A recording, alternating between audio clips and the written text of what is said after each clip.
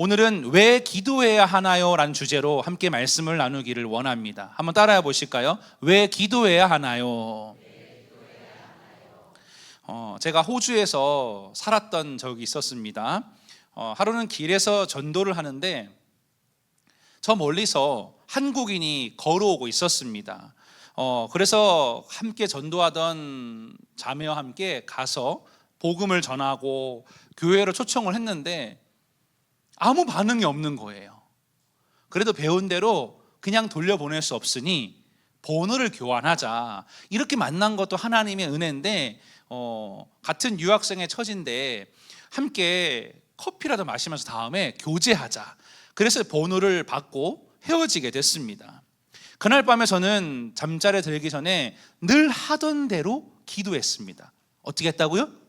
늘 하던 대로 기도했다는 겁니다. 하나님, 만일 우리 교회에 붙여주신 영혼이라면 다시 만나게 하여 주시옵소서. 그렇게 그 기도를 포함해서 여러 가지 기도를 한 다음에 잠자리에 들게 됩니다. 그런데 눕자마자 전화가 오는 거예요.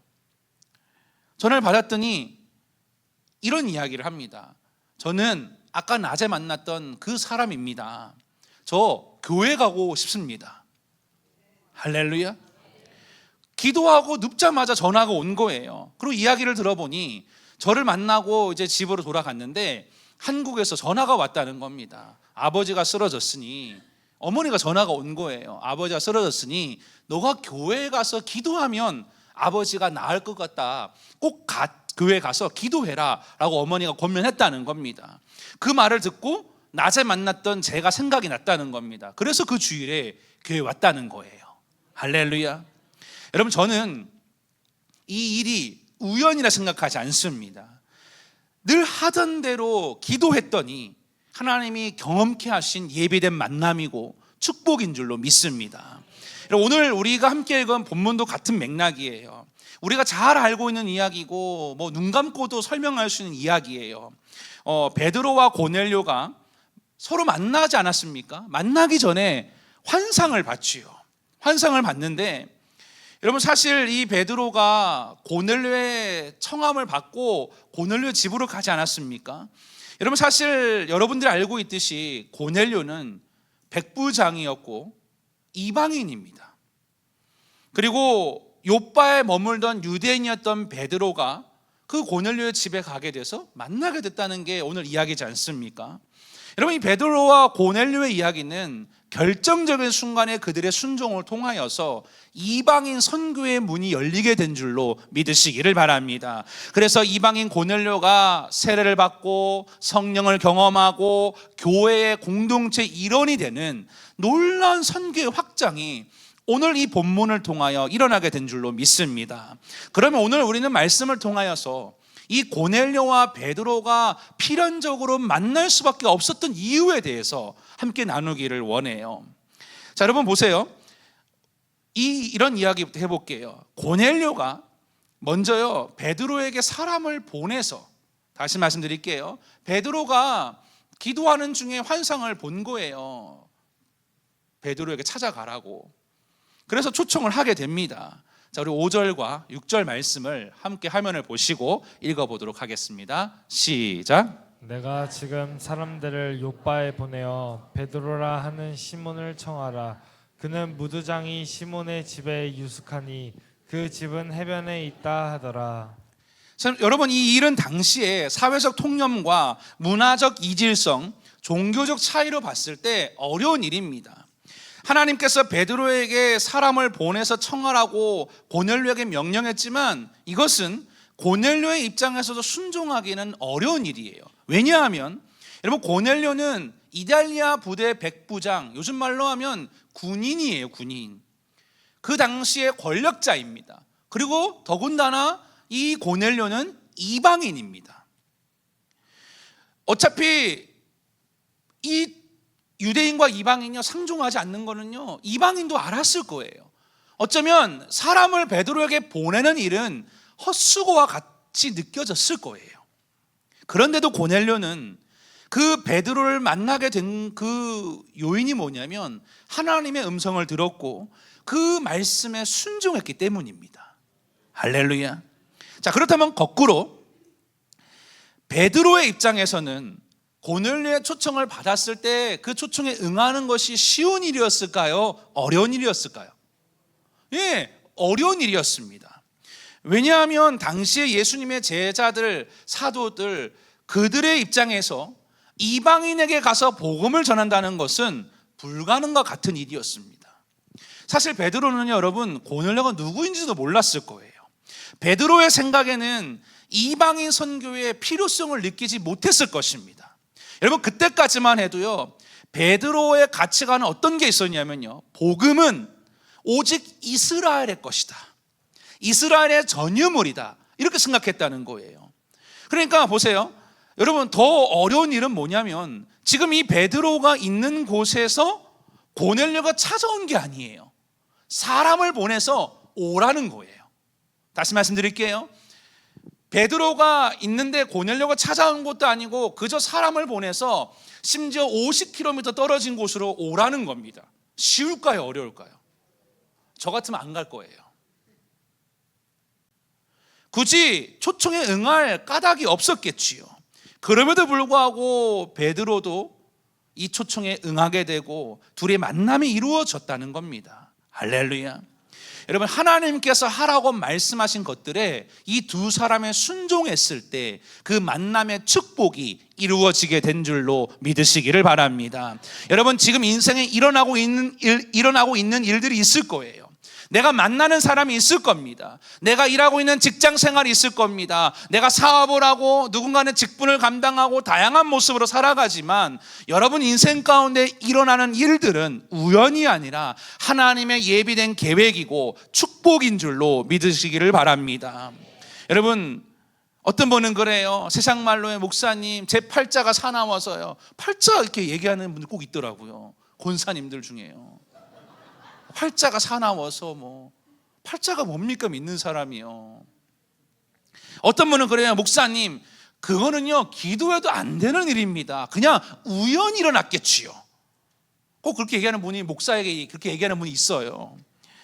목사님 왜 나를 하나님이 이곳에 불러내서 이 일을 맡겨서 그 일 맡기지 않았더라면 상처받지 않았을 텐데 왜 고생하게 하십니까?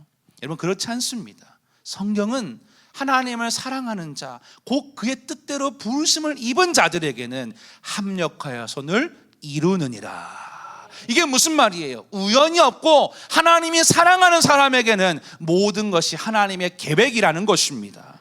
할렐루야. 여러분 나를 왜 이곳으로 불러서 고생하게 하느냐라고 말씀하지 마시기를 바랍니다.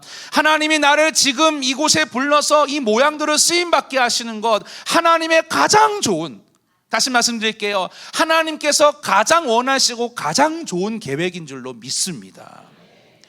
제가 생명사명 큐티를 하다가 어떤 아티클을 봤는데 하나님의 청사진이란 책에 나온 글이었어요.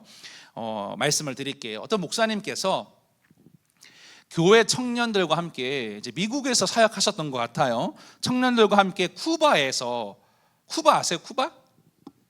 쿠바로 가서 단기 선교를 하고 이제 돌아오게 됐던 것 같아요. 그래서 미국 국제공항에 내리게 됐는데 공항 직원이 묻습니다. 당신들 어디 갔다 오느냐? 어디를 갔느냐? 쿠바에 갔던 거 아니냐? 예, 쿠바에 갔습니다.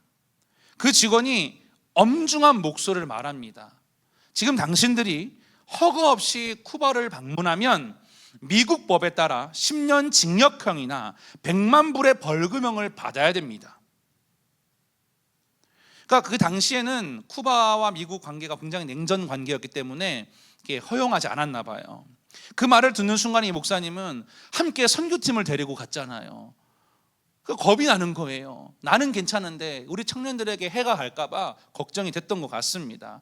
하나님께 간구할 수밖에 없으셨대요. 그리고 이야기하십니다. 제가 교회 선교팀을 데리고 쿠바에 복음을 전하러 갔습니다. 솔직하게 얘기하신 거예요. 저를 체포하는 건 상관없지만 부디 우리 청년들은 집으로 돌려보내주세요. 그랬더니 그 직원이 컴퓨터로 뭔가를 막 확인했다는 겁니다. 확인하더니 서류 한 뭉치를 들고 와서 설명했습니다. 사실 저도 크리스찬입니다. 이 서류는 선교의 목적으로 쿠바를 방문할 경우에만 허가를 요청할 수 있는 신청서와 안내서입니다. 이번 방문은 문제 삼지 않을 테니 다음에는 꼭 미리 허가를 받고 오십시오. 할렐루야. 하나님께서 그 예비한 믿음의 사람 덕분에 공식적으로 승인을 받고 선교를 갔다 올 수 있었다는 겁니다. 그러면서 이 목사님께서 그 글에서 이렇게 말씀해 주셨어요. 들어보세요.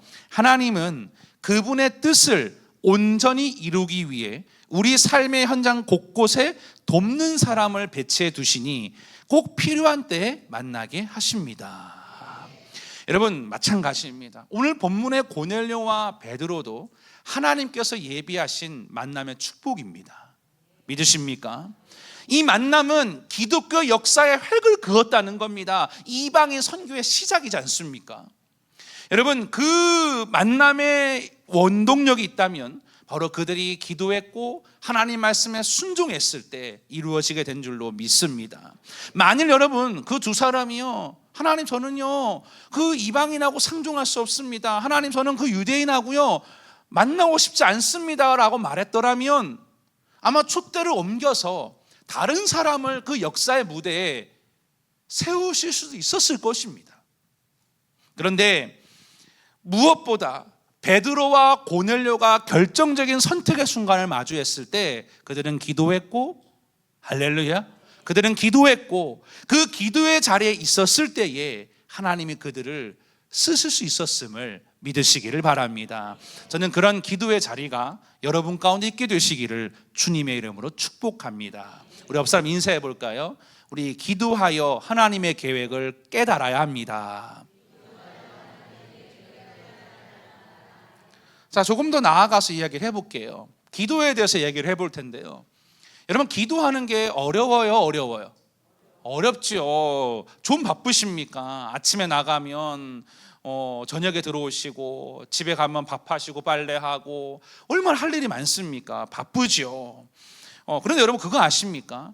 바빠도 기도 한 번 하지 않고 살아가는 사람과 바쁜 와중에도 시간을 구별해서 기도하는 사람의 삶은 다릅니다. 믿으십니까? 반드시 그렇습니다. 달라질 수밖에 없습니다. 여러분, 목회자인 저도 바쁘게 살아가지만 꼭 기도의 시간을 구별해서 교회에서든지 아니면 운전할 때든지 어떤 시간을 내서라도 기도는 합니다. 왜냐하면 그게 중요한지 알기 때문이지요. 여러분, 오늘 베드로와 이 고넬료의 결정적인 만남은 단순히 이례적인 사건으로 이루어진 것이 아니라 그들이 기도할 때에, 아까 제가 예화 말씀드렸죠. 기도하던 대로 살아갔더니 제가 예비된 만남을 경험하지 않았습니까? 그러니까 그들의 일상 가운데 계속 기도하던 중에 하나님 앞에 환상을 보게 되었고 그 환상 앞에 그들이 순종하여서 만나게 되었다는 겁니다. 할렐루야. 자, 우리 본문 2절과 3절 말씀을 화면을 보시고 함께 읽어보겠습니다. 시작. 그가 경건하여 온 지방과 더불어 하나님을 경외하며 백성을 많이 구제하고 하나님께 항상 기도하더니 하루는 제9시쯤 되어 환상 중에 밝히 보매 하나님의 사자가 들어와 이르되 고넬료야 하니. 여러분, 고넬료는 온 가족과 더불어서 하나님을 경외하고 많은 사람을 구제하는 것 다 압니다. 그리고 하나님께 항상 기도했다는 겁니다. 한번 따라하세요. 고넬료는 항상 기도했다. 여러분, 여기서 항상이란 말을 주목해야 되는데 원어적인 뜻은 매일이란 뜻도 있지만은요, 더 중요한 건 뭐냐면 삶과 일의 모든 상황에서, 쉽게 말하면 일상 속에서 기도했다는 겁니다. 할렐루야. 고넬료는 언제나 무슨 일 앞에서도 항상 기도하는 사람이었다는 겁니다. 그리고 그가 일상 속에서 기도하는 중에 하나님의 환상을 보았고 하나님의 말씀에 순종해서 베드로에게 사람을 보냈다는 것이지요. 여러분, 베드로도 마찬가지입니다. 우리 9절 말씀 또 읽어볼까요? 베드로도 마찬가지예요. 우리 9절에 있습니다. 시작. 이튿날 그들이 길을 가다가 그 성에 가까이 갔을 그때에 베드로가 기도하려고 지붕에 올라가니 그 시간은 제6시더라. 여러분, 베드로가 뭘 하려고 올라갔다고요? 지붕에요? 기도하기 위해서. 베드로가 기도하기 위해 육시에 올라갔대요. 정오의 시간입니다. 점심시간이지요. 지붕에 올라가서 기도했다는 거예요. 여러분, 우리 성도님들 중에서도요, 출근했다가 점심시간이나 퇴근 후에 기도하러 오시는 분들이 많아요. 그런 분들을 보면 얼마나 존경스러운지 몰라요. 여러분, 베드로는 기도하기 위하여 지붕 위로 올라갔다는 거예요. 여러분, 사도행전에 보면 그가 성전 미문에 앉은 안전뱅이를 고칠 때도 뭐 하러 가던 중이었습니까? 기도하러 가던 중에. 그러니까 여러분, 그걸 아셔야 됩니다. 성경의 역사는 기도하는 중에 또는 기도할 때 일어난다라는 것입니다. 할렐루야. 여러분, 그런데 그거 아십니까? 그 초대교회가요, 문제를 만났어요. 박해를 받고요, 핍박을 받아서요, 공적인 자리에서 예루살렘 성전에서 기도를 할 수 없는 거예요. 다 흩어지지 않았습니까?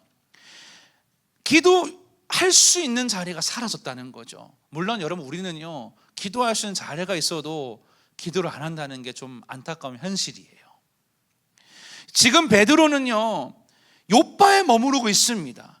늘 기도하는 자리에서 기도할 수 없는 상황이지 않습니까? 그런데 베드로는 그 장소가 없다고 해서 기도하기를 포기한 것이 아니라 지금 자신이 처한 상황에서도 기도했다는 겁니다.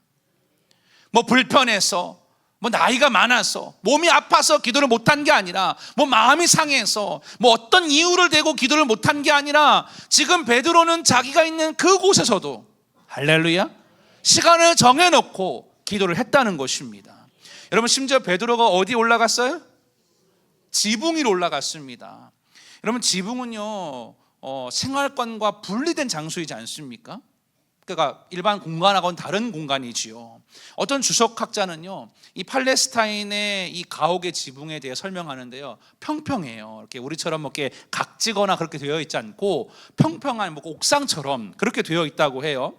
그리고 외부 계단 위로 올라가야 이제 옥상이 있는데, 이게 주석학자들에 의하면 유대인에게 있어서 옥상은 은밀하고 공적인 삶이 이루어지는 장소라는 거예요.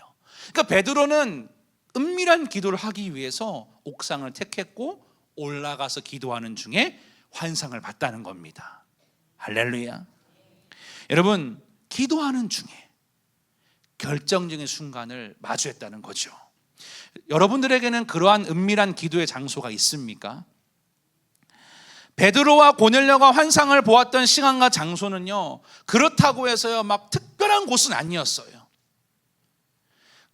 베드로와 고넬료가 기도했던 곳이요, 뭐 저기 자유공원 한복판도 아니었고요, 뭐 어디 저기 서울 한강대교 밑도 아니었고요, 그냥 일상 속에 지나치는 장소였을 거예요.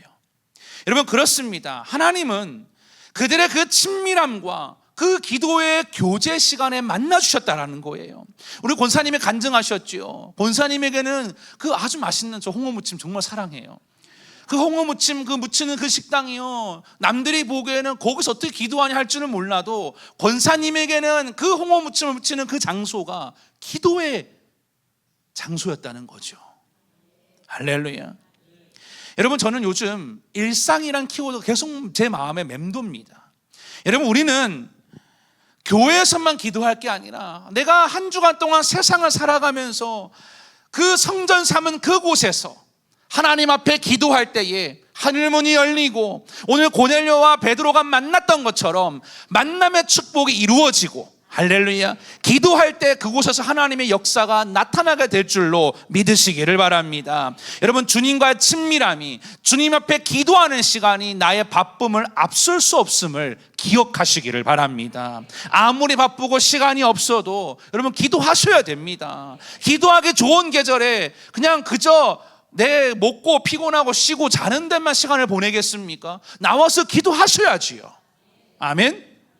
여러분, 예수님의 기도를 조명해 보세요. 예수님은요, 밤이나 낮이나 새벽이나 항상 기도하셨어요. 예수님은요, 십자가 앞에서 한 번만 기도하신 게 아니에요. 늘 일상의 기도이셨어요. 믿으십니까? 여러분, 혹시 예수님이 하시던 비유 중에 과부와 재판장의 비유를 아십니까? 어떤 내용인지 아시죠? 불의한 재판장에게 이 과부가 찾아가서 부탁을 들어달라고 계속 애쓰고 떼쓰고 요청하지 않습니까? 주님이 이렇게 말씀하시죠. 불의한 재판장일지라도 계속되는 과부의 요청을 들어주는데 하물며 자비로운 하나님께서는 모른 척 하시겠는가? 예수님은 하나님께서 밤낮 부르짖는 그 택하신 자의 기도를 들어주신다고 말씀하셨습니다. 아침 이거 준비하면서 저희 집 아이들이 떠올랐어요. 아주 유별나요. 우리 아이들은요 될 때까지 징징대요. 하루는요 제가 포카칩을 이제 편의점에서 퇴근하는 길에 사갔어요. 제가 퇴근을 좀 늦게 해서 밤에 먹으면 배 아프잖아요. 양치도 했기 때문에 이미 자야 된다. 그런데 세아가요 이 과자 봉지를 들고 다니면서 나 이거 먹고 싶다는 거예요. 계속 얘기하는 거예요. 안 된다, 아니라는 거, 왜 못 먹냐는 거예요. 물론 저는 주지 않았어요. 나중에 이렇게 하는 거, 이거 안 먹으면 상한다는 거예요. 저희 아이들은요 될 때까지 요청해요. 물론 그날 과자 주지 않았지만 어떨 때는요 그냥 모른 척하고 해주는 경우도 있어요. 하도 울부짖으니까요 계속 얘기해. 계속 될 때까지요 계속 그래요. 여러분 사람의 마음도 그런데 지속적으로 기도하는 그 기도를 하나님이 왜 안 듣겠냐 이 말입니다. 여러분은 그런 끈기 있는 기도를 좀 해야 되지 않겠습니까? 다른 일에 끈기를 가질 게 아니라 기도하는 일에 투자하고 기도하는 일에 끈기를 가져야 할 줄로 믿으시기를 바랍니다. 여러분 그런 끈기 있는 기도의 장소가 여러분에게 있습니까? 정말로 있습니까? 여러분 없다면 그런 기도하는 장소를 꼭 회복하셔야 됩니다. 늘 기도할 때 고넬료와 베드로의 만남이 이루어졌던 것처럼 지속적인 기도가 있게 되시기를 주님의 이름으로 축복합니다. 옆 사람 인사하세요. 기도하기를 멈추지 말고 계속합시다. 그걸 강조하셔야 돼요. 계속해야 된다는 거. 다시 인사하세요. 계속합시다. 네, 그렇게 하셔야 됩니다.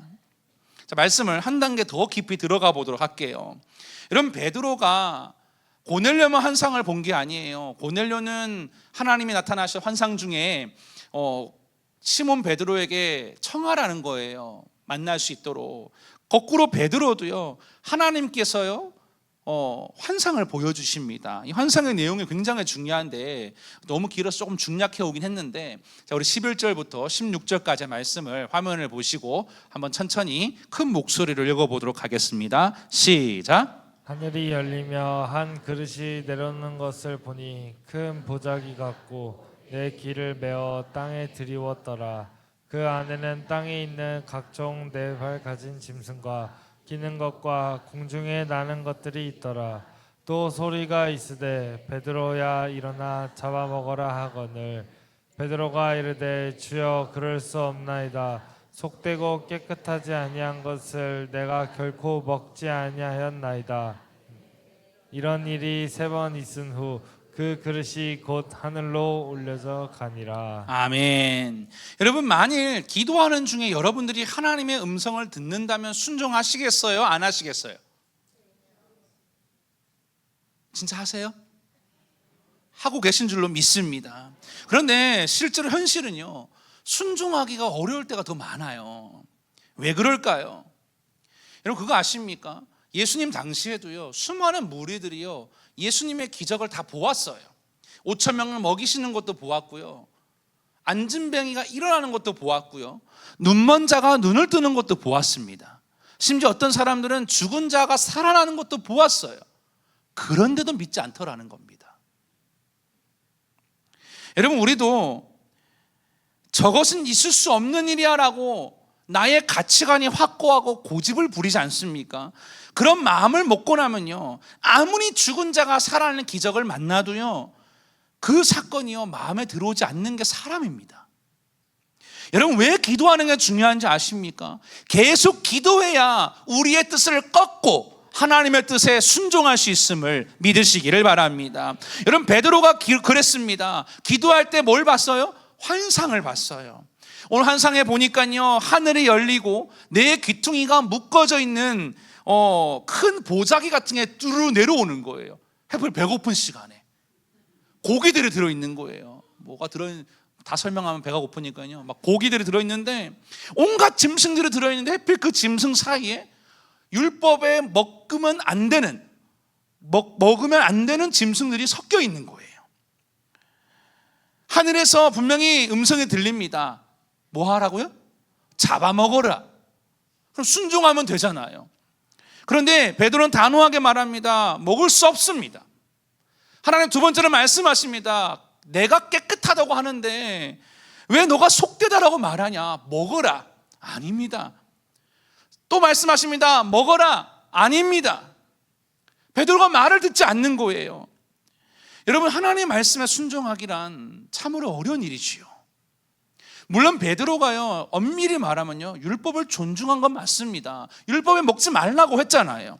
그런데 안 한 게 아닙니다. 안 한 건 아니지만 그가 지금 지켜왔던 신앙의 기준이, 먹으면 안 된다라는 그 신앙의 기준이 하나님의 뜻을 이루어지는 걸 방해하고 있다는 겁니다. 여러분, 이 말이 이해가 되십니까? 여러분이 하나님 앞에 기쁨이 되는 신앙생활을 하려면 나만의 가지고 있는 고착된 나만의 가치관과 그 연륜과 그 경험과 그 생각들을 내려놓을 수 있어야 됩니다. 할렐루야. 목사님, 나는 절대 그것만큼은 포기할 수 없다라는 그 가치관이 어쩌면 하나님의 은혜를 막을 수 있다는 거죠. 여러분, 받아들일지 거부할지 순종할지 순종 안 할지에 대한 기준은 하나님의 말씀에 있음을 믿으시기를 바랍니다. 여러분 잘 보세요. 베드로를 좀 깊이 설명드릴게요. 잘 보시면 오늘 베드로가 이 욥바의 누구의 집에 머물고 있는지 아십니까? 성경에 보니까요, 앞 그 본문에 보니까요, 무두장의 동일한 이름이었던 시몬의 집에, 이름도 동명이인이에요. 자기도 시몬이고 그 사람도 시몬이에요. 그러니까 시몬의 집에 머물러 있게 됐는데, 여러분 사실 왜 욥바에 가게 됐냐면요, 다비다라는 사람이 9장에 보면 죽었거든요. 근데 베드로가 기도하니까 살아난 거예요. 이슈가 된 거죠. 야, 베드로가 사람을 살렸대. 온갖 사람들이 베드로를 모시고 싶었을 거예요. 우리 집에 좀 와서 잤으면 좋겠다. 그런데 베드로는 무두장이 시몬의 집에 자기로 결정을 합니다. 여러분 잘 보시면 이 일이 왜 대단한 일인 줄 아십니까? 여러분, 무두장이라는 말은 뭐냐면요, 가죽공예 하는 사람이에요. 가죽공예. 여러분, 가죽은 어디서 나죠? 나무 껍질 벗기는 거예요? 뭘 잡아야 돼요? 짐승. 그런데 율법에는요, 짐승을 잡는 일은요, 부정한 일입니다. 그러면 그 부정한 짐승을 잡는 가죽을 만지는 일을 하는 그 사람은 정해요, 부정해요? 부정하겠지요. 사실 잘 보세요. 베드로는 원래 이방인하고는 상종하지 않는 사람이었어요. 그런데 유독 무두장의 시몬의 집에 가서 머물러서 거기서 지냈다는 겁니다. 여러분 이 말씀 혹시 이해가 되십니까? 당연히 유대인의 관점에서는 베드로가 부정한 직업을 가진 사람의 집에서 머무는 것은 누가 봤을 때도 파격적인 일이었다는 겁니다. 할렐루야. 베드로가 유대인과 이방인은 상종하지 않는다라는 편견을 깨고 있음을 보여주는 아주 상징적인 부분이라고 할 수 있겠지요. 자, 그런데 보세요. 베드로가 지금 환상을 본 장소가 어디냐면 그 무두장의 시몬의 집의 옥상인 거예요.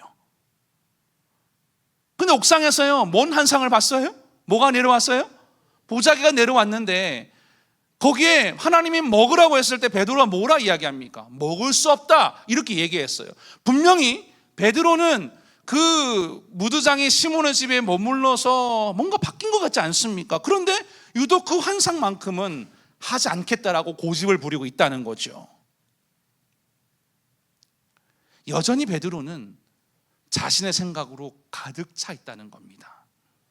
여러분 혹시 우리가 하나님 말씀 앞에 우리가 신앙생활 하면서 나라는 자아로 똘똘 뭉쳐 있지는 않으십니까?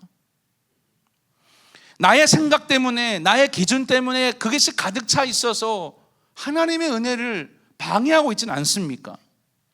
여러분 이런 것들이 깨어지지 않으면요, 하나님의 은혜가 들어갈 수 없습니다.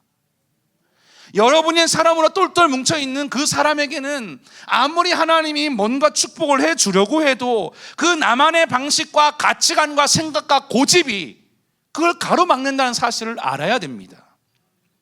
그래서 그런 가치관들이 때로는 하나님의 인도하심을 막기도 하고, 때로는 그게 심해지면 하나님을 대적하기도 한다는 겁니다.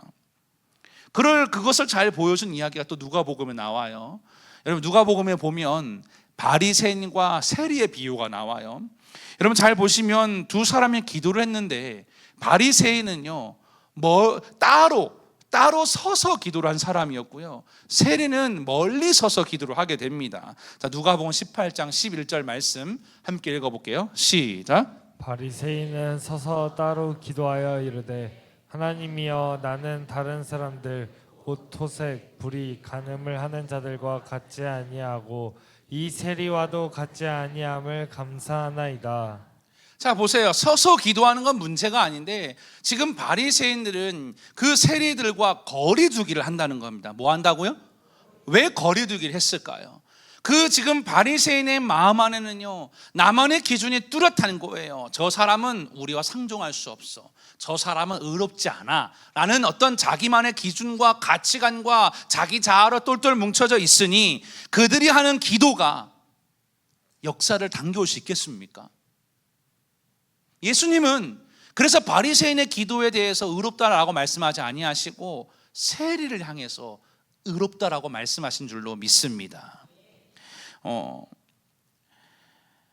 여러분, 제가 읽었던 책 중에 성령을 따라하는 일상의 결정들이라는 책이 있어요. 그 책에 보니까 이런 이야기가 나와요. 한국 초기 선교에 세뮤얼 무어라는 선교사님이 계신데, 이분이 이 소공동 롯데호텔 자리인 곤단골에 불리는 그 곳에 교회를 세웠다고 해요. 곤단골 교회를요. 그가 또 예수학당이라고 해서 학교를 열었는데, 그 학교를 다녔던 봉출이라고 불리는 분이 있었대요. 이 봉출은 아버지가 백정이에요. 박씨, 이름도 없어요. 박씨. 여러분, 백정이 뭔지 아시죠? 그 당시에 인감 취급도 받지 않는 그런 계급이었습니다. 백정이었는데 그분 아들이 봉출이에요. 당시에 이 무어는 이 봉출의 아버지였던 어떤 백정 박씨가 장티푸스로 위독하다는 소식을 듣고 이 고종 황제의 주치였던 에비슨과 함께 왕진을 가서 병을 고쳐주게 돼요. 이 무어 선교사님이요. 그 계기로 이 백정 박씨, 이 봉출의 아버지가 이 교회를 나오게 된 거예요. 어디 나왔다고요? 교회를 나왔어요. 백정 박씨가 은혜를 받았습니다. 열심히 전도합니다. 사람들이요 많이 몰려왔어요. 그래서 세례를 주고 이 백정 박씨에게요 이름도 지어줍니다. 이름이 뭐냐면 박성춘이라고 이름도 지어주게 돼요. 그런데 문제가 생겼어요. 곤단골 교회 성도들 중에 양반들이 많았대요. 그 양반들이 난리가 난 거예요. 백정들과는 우리는 함께 예배할 수 없습니다. 뭐 할 수 없다고요? 예배할 수 없습니다. 그리고 이렇게 주장합니다. 백정들을 내보내지 않으면 우리가 교회를 떠날 것입니다. 이렇게 위협을 하는 거예요. 이 무어 선교사님에게요. 그러니까 타협할 수 없다라고 이야기합니다. 그들은 또 이렇게 요구해요. 그러면 예배를 드릴 때 앉는 자리를 나누어 달라고 요청을 하는 거예요. 백정이 앉는 자리, 양반이 앉는 자리. 할 수 없다. 그랬더니요, 그들이 박차고 일어나서 그 무리들을 이끌고 교회를 떠나게 됐어요. 그리고 다른 곳에 가서 교회를 개척하게 됩니다. 백정들만 남았겠지요.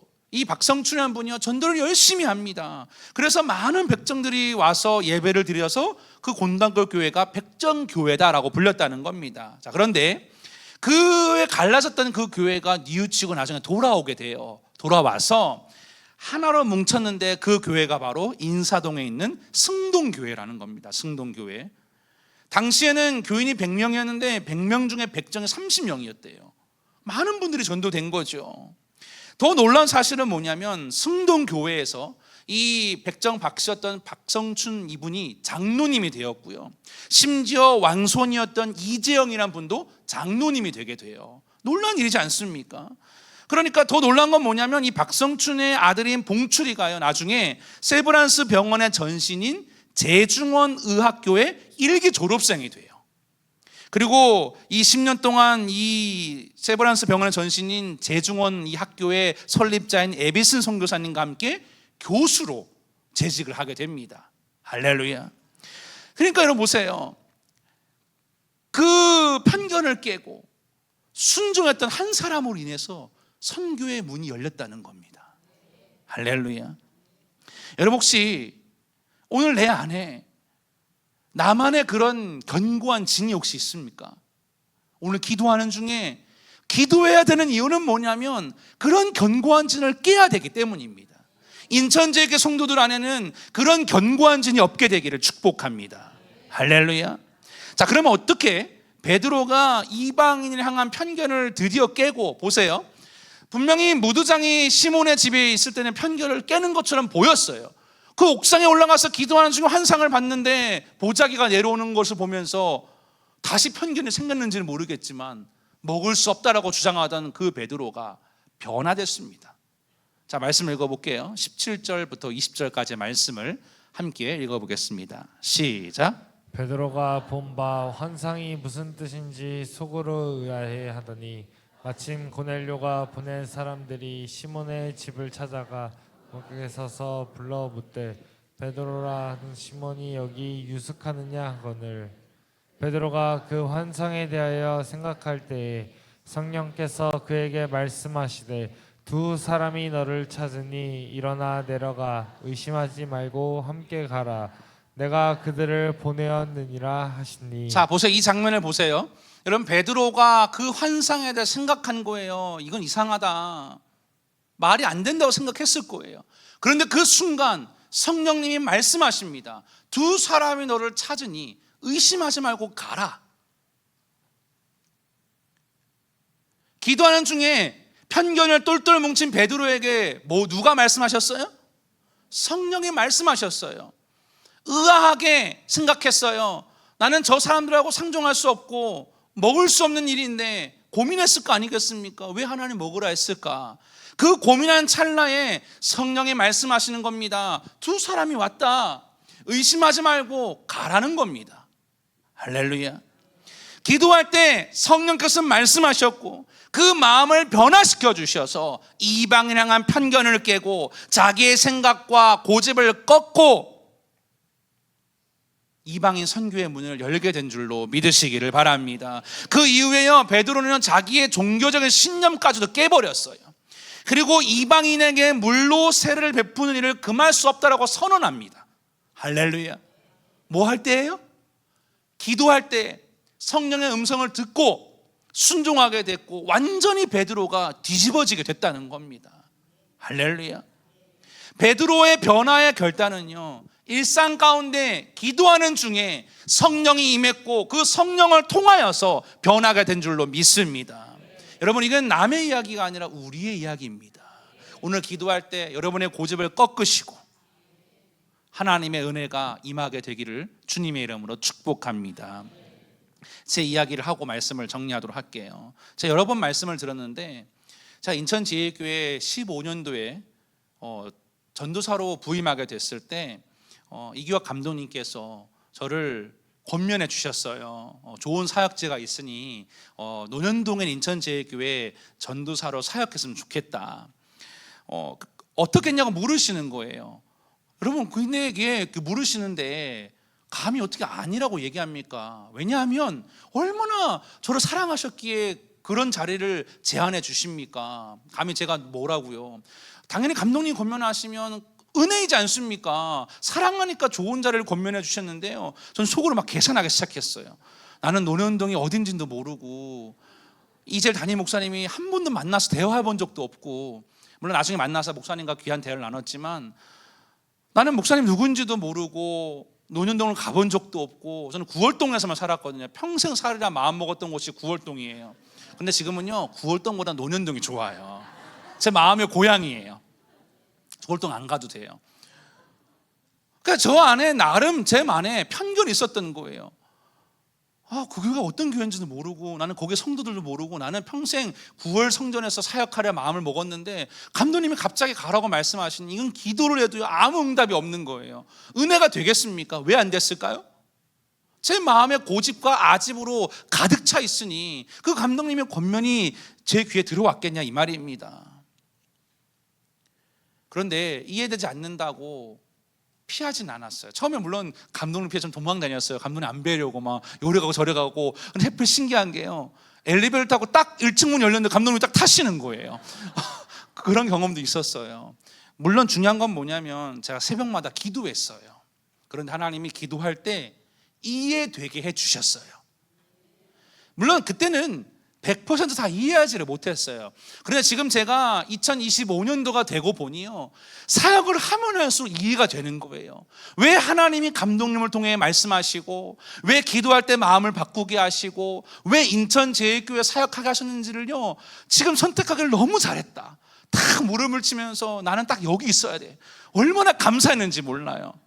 남의 얘기니까 그렇게 별로 기뻐하지 않는데요, 저는 지금 생각하면 할수록요 너무 잘한 결정인 것 같아요. 여러분, 때로는 하나님이요 여러분의 인생 가운데에 논리 한계로 몰아가실 수도 있습니다.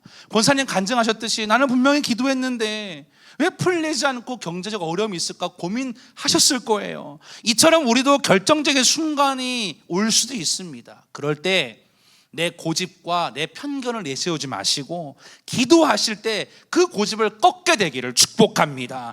이해가 되지 않는다면요, 하나님 앞에 나아가서 물어보세요. 그냥 회피하고 도망가지 마시고 왜 나에게 그런 일이 일어났는지, 왜 내가 이 자리에 있는지, 내가 왜 그 일을 하고 있는지를 물어볼 수 있지는 않습니까? 그런데 어떤 분들은 묻지도 않고 회피해버려요. 여러분, 그건 어리석습니다.